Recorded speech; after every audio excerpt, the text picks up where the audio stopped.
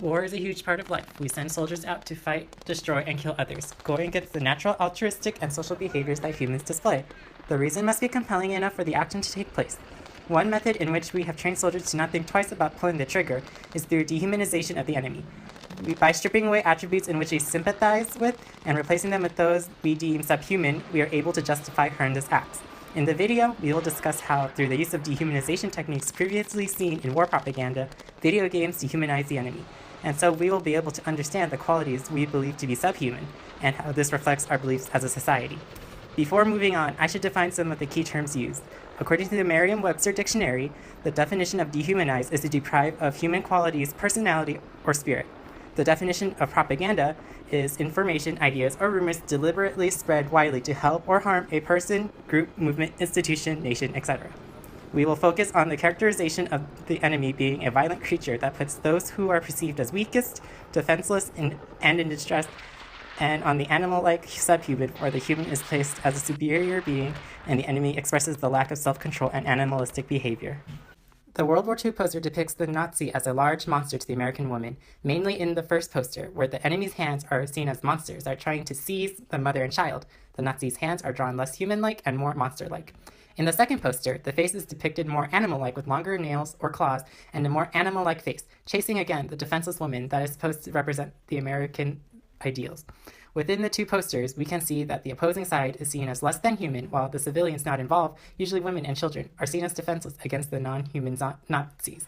The idea of a damsel in distress is not new in video games, and to have a narrative started. The Media Education Foundation noted that games tend to send a blatant message about gender in Western culture. In the case of the first game, the Super Mario series, a recurring theme is how Peach is kidnapped by Bowser. A damsel in distress is taken by a non-human enemy, Bowser, who looks more like a bipedal spiny turtle. Propaganda can easily be used to influence the masses because it incites fear and worry. The government/propagandists use this fear in order to rouse support for the cause of going to war. They have achieved this by dehumanizing the enemy and making the enemy seem as though they are vicious monsters. In this World War II propaganda poster, we see the enemy, but the enemy does not look like a human being. They look like a monster with two heads. Hitler and a racist depiction of a Japanese general, and they both have blood oozing out of the sides of their mouth. The enemy looks like this while grabbing the Statue of Liberty. The propagandists have a monster holding on to the Statue of Liberty in order to show that the enemy is threatening the US's freedom and to try to motivate its people to go to war. In this video clip from the game Left 4 Dead 2, developed by Valve in 2009, the enemy has been similarly dehumanized. The game makes the player realize that they are not killing fellow humans, but are actually killing zombies.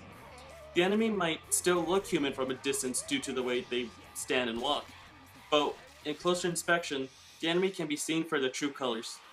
They are seen as a pale walking husk that have blood gushing out of their mouth. This helps the player not feel guilty about killing another human being when trying to survive in this apocalypse.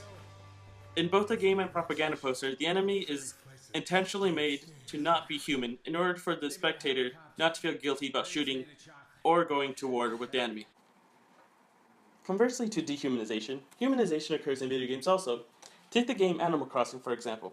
The animal characters in the game are anthropomorphic, are your neighbors, and you interact with them in a neighborly manner. In the game, only the protagonist is human.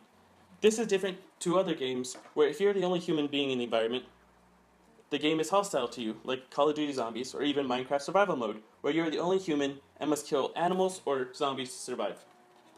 Animal Crossing is an example of how a game can be seen as a way of promoting assimilation or even cooperation between different groups of people. As spoken of before, many times, dehumanization occurs to make a group of people seem lesser than others. Humanization can possibly do the opposite and create an impression that would promote inclusion. Although society's worst qualities can be seen in the desperate attempt to justify the unthinkable, we have also seen a more uplifting sign of change. Video games are a reflection of the beliefs that society holds, since every game has a niche target audience. While some games exploit the direct or indirect differences amongst the protagonist and the enemy, there are also other games that encourage the interaction and diversification of a peaceful society.